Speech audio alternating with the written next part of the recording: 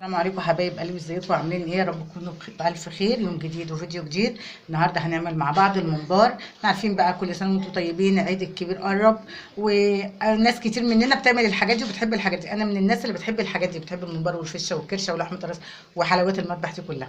انا حبيت اوريكم بس الممبار برضو عملت فيه ايه.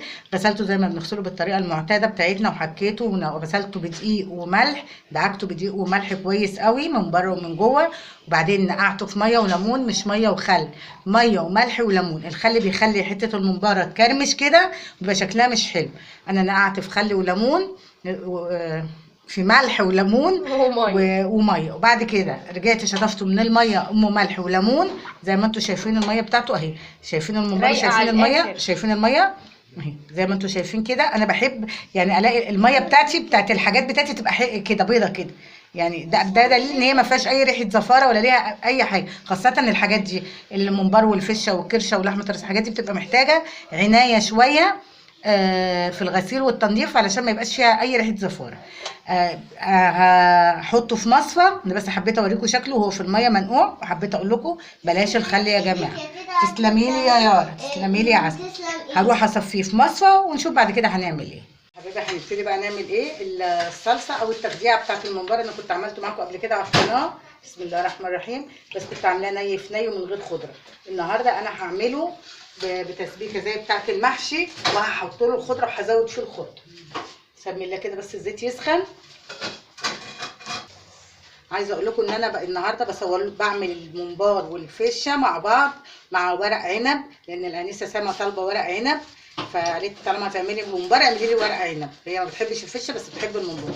بس انا فصلت لكم الفيديوهين عن بعض علشان اللي حابه تشوفوا مع لوحده كده تشوفوا التركيب، وفي نفس الوقت ما اطولش عليكم الفيديو. هحط البصل بتاعي زي ما انتم شايفين كده.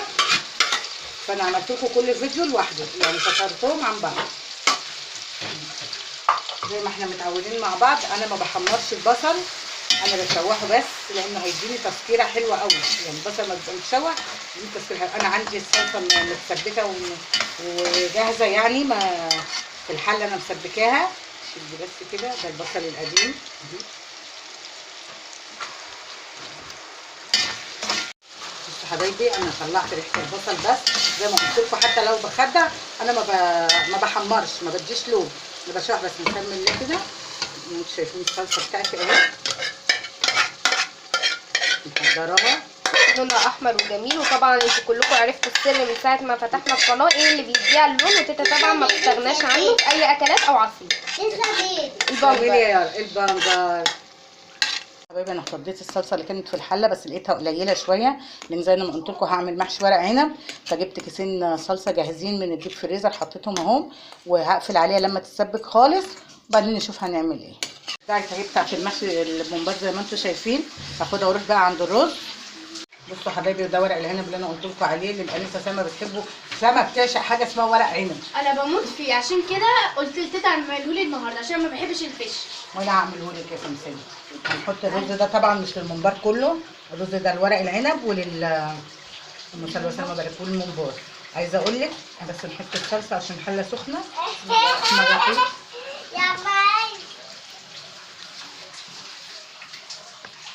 نشوف كده، لو احتاجنا تاني هنحط. انا عايزه اقول لك ان كيلو الممبار بياخد 4 كوبايات رز. لو احنا ما بنملاش الممبار طبعا، احنا يا دوبك بنحط الرز فيه وبنسويه خالص كده علشان ما يفرقعش مننا مع الخضره. لو هتحطي خضره، لان انا كان اغلبيه وقتي بعمل الممبار من غير خضره، مع البصل مع الحاجات دي، هو بياخد معاكي 4 كوبايات رز. انا بس حبيت يعني اقول لبناتي وحبايبي ان الكيلو الممبار بياخد 4 كوبايات رز. انا هجيب الخضره بقى، انا لسه ما حطيتش اي بهارات ولا اي حاجه. هجيب الخضره بتاعتي، بسم الله الرحمن الرحيم. انا برضو عايزه اقول لكم ان انا ما حطيتش اي بهارات. انا بحط البهارات والملح والفلفل والحاجات دي كلها بعد ما اقلب لا، بعد ما اخدع. ما بحطش بتنقليها غلط. الله، ايوه بتغششني غلط، هتسقطيني. بحط البهارات والحاجه بعد ما بخدع، ما بحطهاش في التخديعه على البوتاجاز. انا بحب احطها كده تبقى طازه، ويبقى طعمها فريش في سواء محشي بقى او ممبار ايا كان يعني. نقلب. عايزه اقول لكم انا بتعامل مع الممبار الطريقه دي، يعني اللي انا بحشي بيها دي دلوقتي اللي هي المتسبكه، بتعامل معاه معامله المحشي، بحط له كل البهارات اللي بحطها للمحشي، واعملوا بالطريقه دي وجربوها وان شاء الله الطعم هيعجبكم. بسم الله كده، بسم الله الرحمن الرحيم. انا عندي خلطه محشي انا بجيبها من عند العطار اللي هي بتاعت ويلز اهي، بحطها كده جميله جدا في المحشي وفي الممبار وفي كل حاجه. احط الملح بسم الله الرحمن الرحيم، والفلفل طبعا الملح على حسب، الرغبة. لا على حسب الكميه كميه او على سما. حسب الرغبه يا اسكتي يا سما. سما، اسكتي يا سما، بتغششني بتغششيها غلط. غلط. فلفل اسمر، خد يا سما بتغششيني غلط. انا مش هتكلم. جدع. شويه كزبره، يعني بنحط كل البهارات اللي عندنا، لو انت في حاجه مش حباها ما تحطهاش. 7 بهارات. 7 بهارات. اول مره تقول حاجه صح. والثوم ماشي. البودر والبصل البودر. توم باودر، بصل باودر، انا حطاهم الاثنين على البودره بعض. وبص البودره اهو. مهم. ماشي. معلقه حلوه كده ماليه مركزها. عشان دول الاثنين على بعض. انا بقلبهم على بعض الاثنين. خدي يا سما. ماشي. والماجي انا عندي الماجي باودر ده اخر يعني الكيس، انا عندي كيس تاني مقفول. نبتدي بقى نقلب المكونات بتاعتنا كلها. بسم الله، بسم الله الرحمن الرحيم. بصوا يا حبايبي، في الاخر بقى خالص بعد ما قلبت وخلصت ودقت الحدق وكل حاجه، انا هحط فلفل رومي مقطع وتوم مقطع صغير ني. لو حابه تعمليه سبايسي حطي فلفل حامي مع الفلفل الرومي. فانا طبعا مش هحط فلفل حامي علشان الانسه يارا طبعا السبايسي هيحرق لها بقها وكده، فمش هحط يعني. عايزه اقول لكم ان انا النهارده يعني هحاول مع سما اكلها ريحه الفشه. ريحه الفشه طالعه خطيره وجميله، وهي عماله تشمشم فيها كده وتقول لي الله ريحه جميله يا تيتا. بس ما بتاكلهاش. بس لا هاكلها، ان هي قالت لي انا هدوقها من ايدك يا من تيتا. ايد تيتا هدوقها. قالت لي هدوقها. بس كده. ماشي يا سما. بصوا يا حبايبي، انا قطعت الممبار بتاعي اهو زي ما انتم شايفينه. انت طبعا قطعي ايه الحجم اللي انت عايزاه يا رب رحمه. بصوا انا بحشي ازاي اهو. بسم الله الرحمن الرحيم. اهو الصباعين دول اهو، الصباع ماسك اهو، والصباعين التانيين اهو. بصوا انا ما بملاش على الاخر عشان بناتي وحبايبي اهو. بصوا اهو كده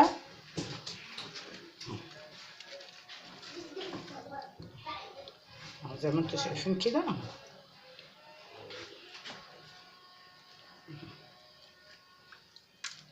من هنا كده ما بملاش على الاخر علشان ما يفرقعش مني وحرام يبوظ مني، خاصة لو الممبار بتاعك بيبقى صغير بياخد السوا بتاع الرز، ما بيزيدش عن يعني ايه سوا الرز هو سوا الممبار اهو. بصي اهو شيل منه الرز خالص اهو، في زيادة ولا حاجة اهو.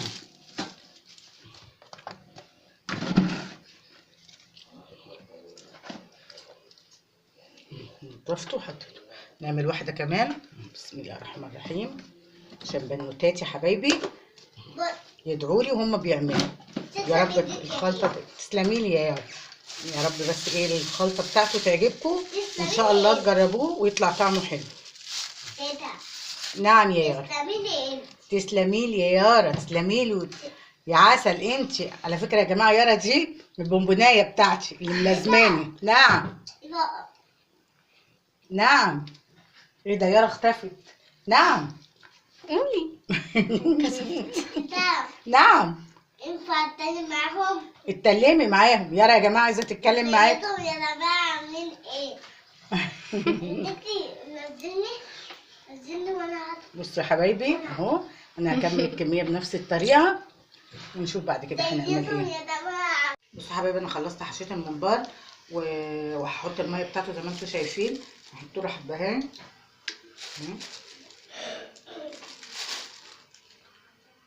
واحده، 2 حبهان، بصلايه، 3 4 ورق لوري اللي بحبه كده، شويه توم صحيح بيدي ريحه كده وزي ما احنا متعودين للشوربه اي حاجه يعني او طعم الحاجه اهي. خلينا مزعله.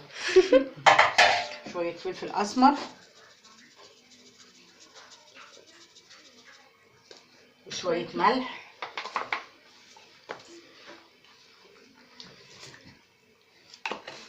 نغطي عليها، ولما تغلي هنسلق الممبار مع بعض. بصوا حبايبي الميه بتاعت الممبار غليت اهي زي ما انتم شايفين. انا بحب اعمل الممبار كحكايات كده يعني. بصوا وريهم تاني يا تيتا عشان ما ظهرتش. بسم الله الرحمن الرحيم. بمسكها بتمسك كده الممبار ازاي؟ كده اهو اهي، بعملها زي الكحكه كده اهي. ماشي يا جماعه، ده البخار اهو كده زي ما انتم شايفين بتطلع كده، تطلع واخده شكل كحكايه. الدايره. ايوه اهي كده. بسم الله الرحمن الرحيم. حبايبي الممبار استوى زي ما انتم شايفينه، وحطيته في مصفى عشان يصفي كل الشوربه اللي فيه، علشان وانا بحمره ما يفرقعش ويسعل ايديا. هناخده بقى، يلا بينا ونروح نحمره على البوتاجاز. حبايبي انا حاطه الزيت اهو زي ما انتم شايفين. بسم الله الرحمن الرحيم.